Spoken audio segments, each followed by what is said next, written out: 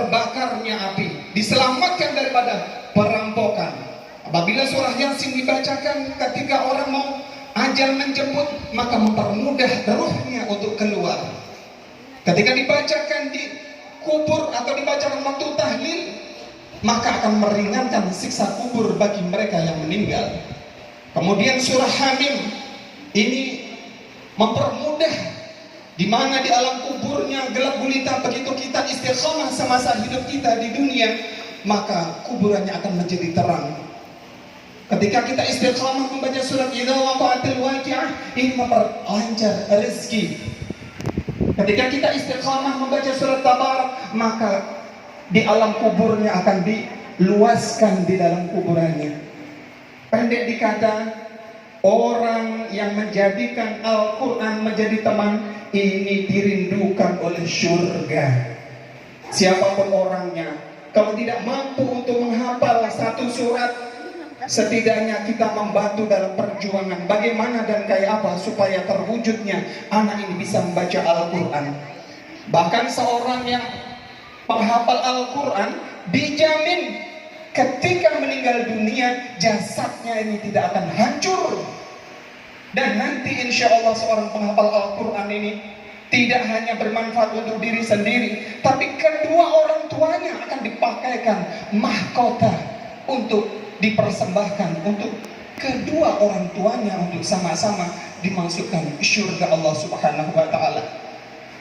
Kita berdoa semua yang hadir, baik orang tua, santriwan dan santriwati, atau para bapak-bapak tamu kehormatan yang di depan ini, berkat kita ikut berkecimpung di dalam Al-Quran, kita juga dirindukan oleh surga. Amin amin ya rabbal alamin.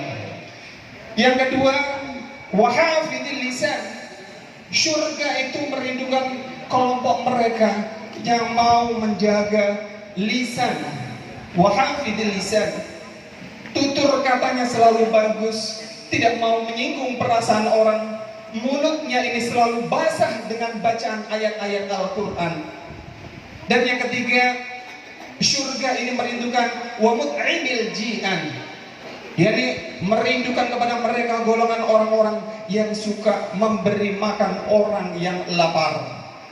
Dalam hal ini kita jangan lagi beramal seperti amalnya orang Yahudi, Nasrani atau Majusi, di mana tradisi kebiasaan mereka begitu tambah umur mereka mengadakan yang namanya ulang tahun dengan tradisi meniup lilin.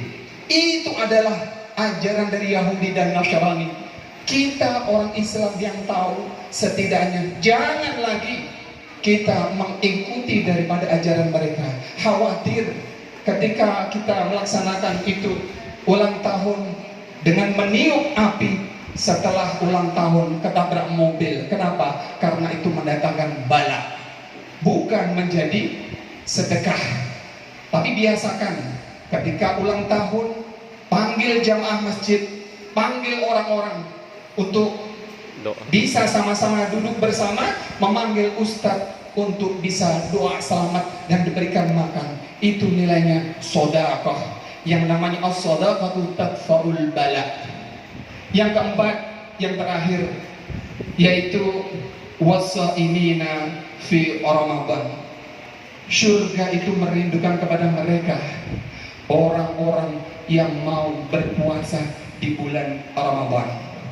Dalam hal ini mungkin tidak mungkin ketika Ramadan datang, mungkin di antara kita ada yang ada uzur, ada halangan, mungkin sakit, mungkin bepergian, mungkin waktu Ramadan itu ada yang datang bulan, maka itu juga wajib untuk mengqadai dan membayarnya.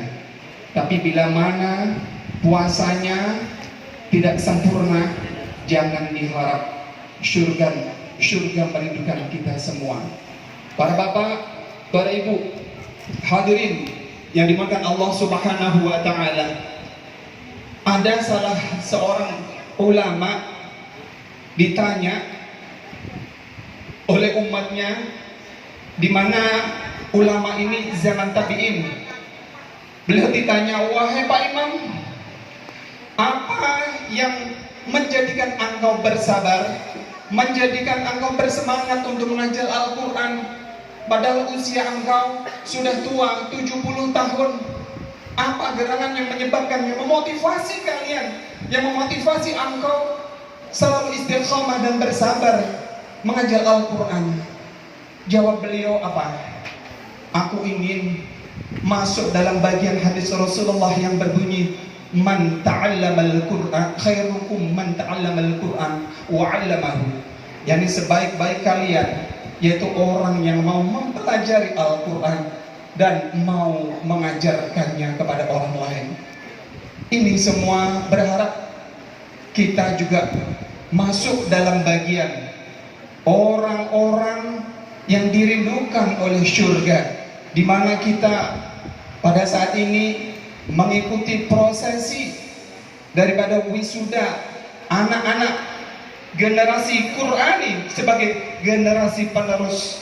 Berharap anak-anak inilah yang mengantarkan kepada kedua orang tuanya untuk bisa menyambut di pintu surga, untuk sama-sama masuk surga. Dan kita juga berharap semua yang hadir, semua orang yang mau mengurusi, yang mau berteman kepada Al-Quran, yang dijadikan Al-Quran sebagai petunjuk jalan hidup, maka ini kita doakan semoga kita semua masuk dalam bagian di dalamnya, masuk orang-orang yang dirindukan oleh surga Allah Subhanahu wa ta'ala.